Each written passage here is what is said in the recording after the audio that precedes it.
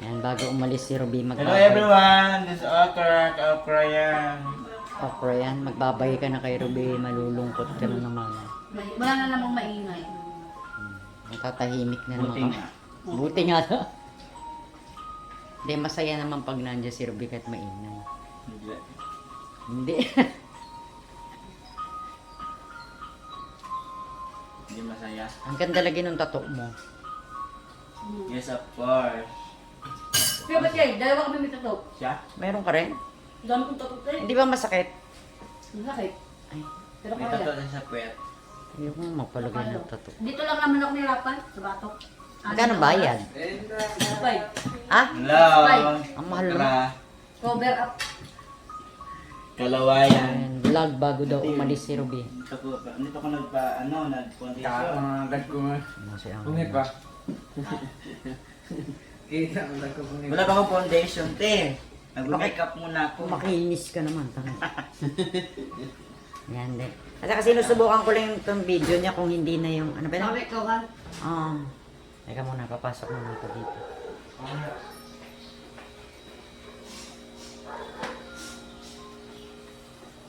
Kapag sinisinga ka po, paano nga rin ha? Naka-vlog ako, ma. Kilay. Very good yun si Kili. Matalino talaga tong aso na to. Alam nyo, kagabi namatay ang kuryente. Tapos, siguro nanonood sila. Biglang namatay. Mga alas 10 ng gabi. Siyempre namatay, hindi mo na matatangkap yung mga ano. Tapos pagkadating ng alas 12, biglang sumindi yung kuryente. Tapos, tahol siya ng tahol. Ito si Kelly. Eh, sabi ko, bakit tahol ng tahol ito? Lumabas ako. Tsaka syempre, tumayo din ako kasi tinurn on ko yung ano, yung aircon. Yung pala, kaya pala siya tahol ng tahol. Nakamukas pala yung electric fan at saka yung TV. Naka-turn on. Sabi siguro, gumising kayo, patayin nyo. Madalino talaga to. Very good talaga to si Kili. Magili, say hello sa ating vlog. Ayan, nagagamit ko pa naman itong cellphone. Wow, yes. Yes, maulan. Maulan na Tuesday. Gamit tayo mga sampay. Buti na lang naglaba ko kahapon. Oh. Tagtag ng sampayan. Si Budo.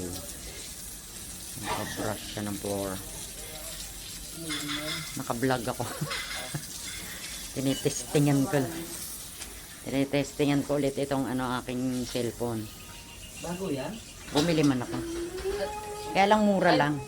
Hindi, ito yung luma. Oo. Ay, si Mano. Bumili nga ako. Kaya lang hindi ko ginagamit pang vlog yun kasi baka mahulog na naman. Ito na lang ang gagamitin ko. Yan, nagre-ready na si ay hindi pala si Rubio. Ready na kami.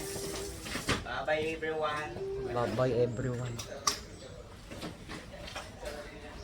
Nag-impake na si Ruby para alis sila kasi mamayang gabi. So balik tayo kay Kilikele.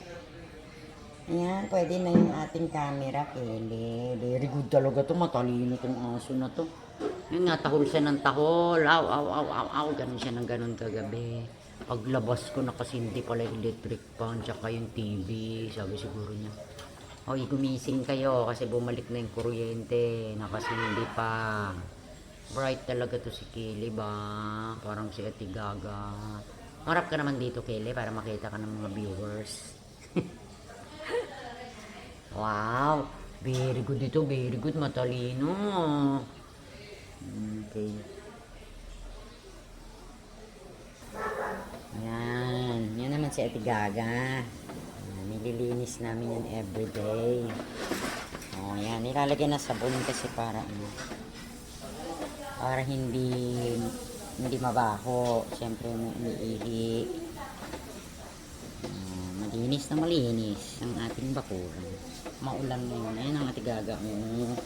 Ganda-ganda ng mahal ko talaga. Vitamins na yan, very good yan. Kumain na yan. Liliguan ko sana siya, kaya lang bad weather, ulan ng ulan. Magmula pa kaninang umaga. Kasi may tropical depression daw. Ayun si Budoy. Ayan yung mga dog. Nakakulong yan sila. Pero wino-walk namin yan sila every morning. Para magpupo. Kasi mas safe kasi pagka nakakulong. Kasi dyan pwede masagasaan. At saka itong mga dog na yan, medyo delikado. Baka makakagat ng kapitbahay. Hindi ba? So, mas safe yung ganyan. Yan, malinis na malinis ang paligid. Malinis din ang gagapon. Baby talk. Baby talk ko kasi ito. Nag-iisa na lang siyang pusa. Kasi dati marami kaming pusa. Pasok tayo. Ayan. Ayun na si Madir. Naman kaya ang topic niya ngayon. Bakit may pasok ka ba ngayon? Wala, pero may kanang incomes ba? Sports. Kailangan ng attendance. Kaya kung hindi pupunta doon, kaya magbabayad kada araw. Ay, basa. Madulas ang nakamotor ka.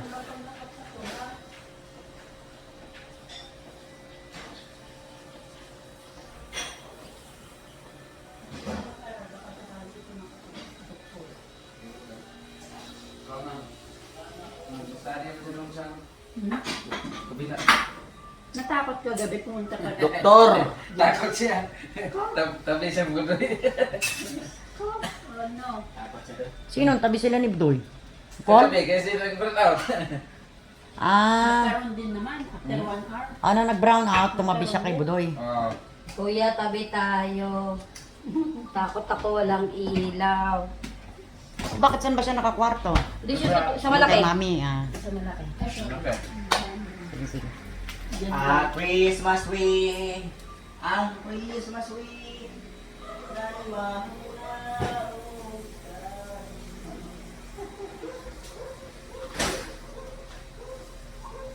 Hanap tayo ng mga kakarating. Ang dami pang tinapay.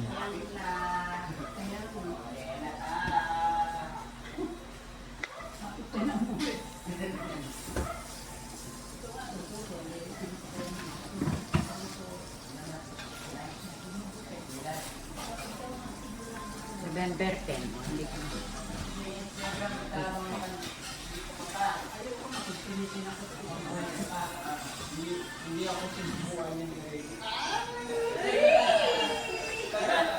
November 11.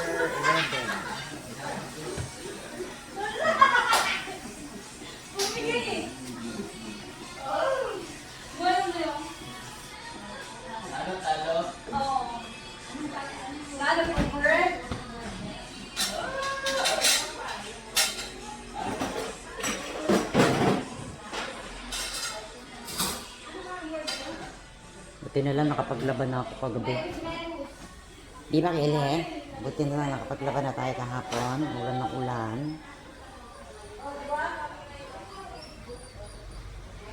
Ay, Diyos mio. Kukunin ko sana yung sampay ko. Yung sampay ko na mga kumot. Hindi tayo makapagpatuyo. Si Kelly, baby. Ang cute niya na. Ang cute talaga ni Kelly. Yan. Ganda-ganda. Very matalino talaga tong aso na to. Nanggigi. Ayan, mama. Paborito ng mama. Paborito ng mama yan si Kelly. Ayun. Oo, naka-vlog. Naka-vlog ako. Maririnig ka ni Nicole. Anak, dog lover, any dog. Basta dog, kamukha mo, pusa ka. Pag may nakikita ka, natutuwa ka lang. Hindi mga askal. Hindi askal. Natutuwa ka kasi dog lover mo ka. Dog lover daw Pag siya. cat lover ka, siyempre cat baby.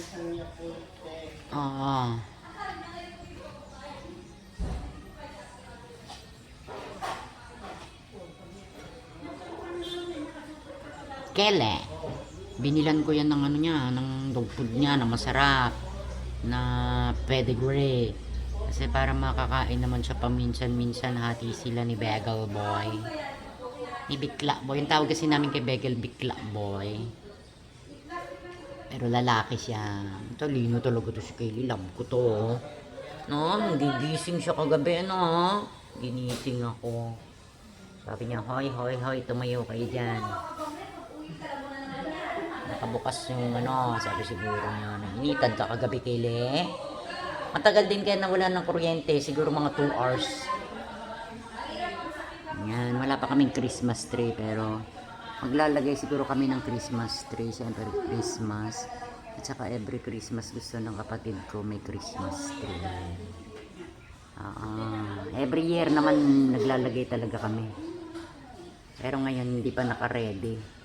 Pero parang kinuha na nila doon sa kabilang bahay. Ayan. Wala ako maisip na content ngayon eh. So ang content ko ngayon is yung pag-alis nila Ruby. Alis kasi sila Ruby at sila uuwi na ng Cebu. So kami na lang ulit dito. Sad na naman. Pero I'm sure babalik sila niyan ng itong month of November pa rin. Ang cute talagang Kaylee ba? Matalino to si Kaylee. Thank you Kaylee ha. Ginising mo ako ha. Ginising talaga niya ako. Aw-aw siya ng aw-aw kagabi hanggat hindi ako lumalabas. Paglabas ko nakabukas yung electric fan. Tsaka ito. Hindi naman nagsasound yung TV kaya lang naka-turn on. Kasi nga namatay yung kuryente. Nabiglang bumukas alas 12 na nga naman ng gabi. Balik tayo sa kanila para meron tayong Ayan. Diyan natutulog si Reggie. Diyan natutulog si Reggie kasi hindi pa naaayos yung kabila. Actually, meron naman silang kwarto doon.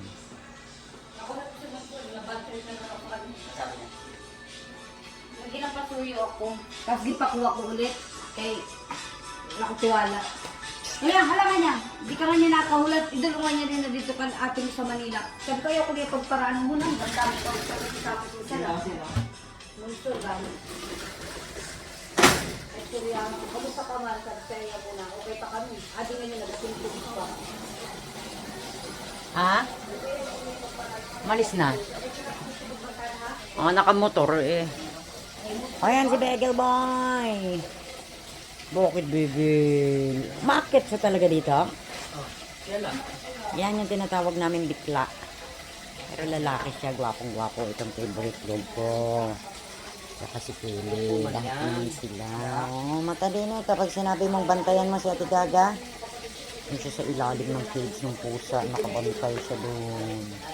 Tapos, pag may ibang cat na stray cat na pumapasok, sabihin ko, Bagel, habulin mo, Bagel. Habulin niya palabas. Pasensya na kayo, pangit pa o marami pang kalat kasi nga inaayos pa yung kabilang bahay ng kapatid ko. Sa pag naayos na nililipat na namin yung iba doon. Kaya nandito kami. Nakukuha pala ako ng sampay. Yan. Kinuha ko yung ibang sampayan ng mga bed ni Gaga kasi nilalabahan ko yung everyday. Si Kelly din. Si Kelly din. Talaga ni Kelly. Ganda-ganda ng mukha niya. Hindi na to lalaki kasi teacup ito. Teacup kasi. Cute yan. Ganda-ganda. Katulad din ni Pome. May isa pa kaming ganito nandun nga lang sa Cebu. Pero yung nasa Cebu, Pomeranian, hindi teacup. Eto, teacup, hindi na to lalaki. Kaya na siya. Kapakitang lila si Kelly Keller. Gana. Ay, nako.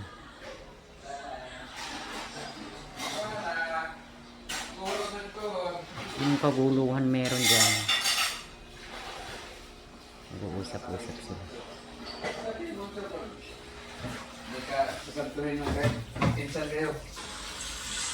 Bakit? Ano na naman kaguluhan? Mag-away. Napaupo mo ito. Reggie ka, no namalengke pala. Kayo hindi kayo bumili ng isda? Hindi. Sa susunod na bibili tayo, magpapabili din ako. Sunod na araw. Isda! Kahapon sana. Kasi minsan nagsasawa din siya sa puro food, gusto niya isda. Isda mga... Yung isda na pa na. Nagkarang pa ito, hindi? Nagkano kilo? 160 ang kilo ng isda. Minsan, parang mas makakatipid ako sa isda kaysa sa cat food din. Pero bumibili rin ako ng ano niya, ng cat food. Katulad nito, pakita ko lang. Yan. Kaya mura lang naman yan, mga 100 plus lang. Hindi naman siya masyadong nakakakain ng ano, ng biscuit.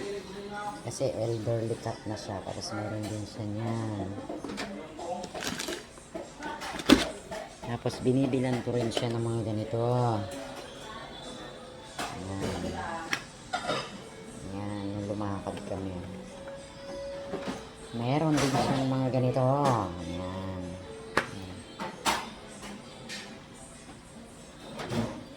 Yan, yan. Diyan sa baba na yan, mga gamit niya. Gamit ng mga dogs and cats. Vitamins, air cleaner, mga supply, yun yan. Ayusin pa naman. Kasi siya na magulo. Tapos, ang kay Kelly naman dito. Si Kelly yung dog yung pumirin niya. Ayan, dyan naman nakalagay yung mga, ayun, sa baba. Mga gamit niya. Tapos mga panlinis ng bahay.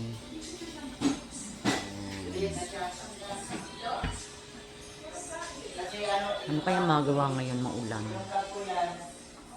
Walang magawa pag maulan, hindi ka naman makalabas. Sabihin na naman ng pamangkin ko, bakit hindi ka kumakanta ate? Yan, tumapat na lang tayo kay Kelly kasi maganda yung view dito kay Kelly. Ayan, yan inayos naman yan ng kapatid ko bago siya nalis. Kasi mahilig mag-decorate, ganun. Pero alam niyo nung kabataan ko, nung mga 20s ako, nakatira pa kami dati sa Balulang. Mahilig talaga ako maglinis. Natatawa nga sila sa akin kasi kunyari yung dining table o kaya mga sofa namin, araw-araw iba-iba ng posisyon. Minsan nandito sa side na to. Sa susunod na araw nandun na naman. Tapos nag-gardening ako, nagtatanim ako ng mga halaman. Kahit nang init-init, nakakaya mo. Pero ngayon pag nagkaedad ka na pala, di ba? Ewan ko, parang parang tinamad naman na ako. Hindi kasi, siyempre yung kapatid ko maraming katulong. Pero siyempre, hindi na katulad nung bata-bata ka pa, di ba? Yung mga hilig mo, gano'n. Ngayon, signs of aging. Sino to? Yung mga dati mong ginagawa ng mga 20 pa lang ni edad mo, hindi mo na nakagagawa ngayon. Kunyari yung namin, yung mga sopa namin, hindi dito sa bahay na to, dun dati sa Balulong. Nandyan sa side na yan. Sa ibang araw, sa Tuesday, andun na naman siya sa kabila. Sabi ng mga kapatid ko dati, nahihilo daw sila kasi palipat-lipat ako. Tapos may strict ako dati. Pag may dumaan lang sa floor na ganyan, tapos madumi yung paa kasi dati. Nag-aano pa kami ng floor wax, ba tawag na? Floor wax, tapos nabubunot, tapos pag dumadaan yung mga kapatid ko, tapos may marka yung mga paa nila, nagagalit pa ako dati. Kasi hindi sila makadaan. Abay ngayon, matagal na ako hindi. Anong kinain mo, Kelly? Matagal na ako hindi nagpo-floor wax at saka nagbubunot. At saka dito, hindi ka naman magbubunot at magpo-floor wax.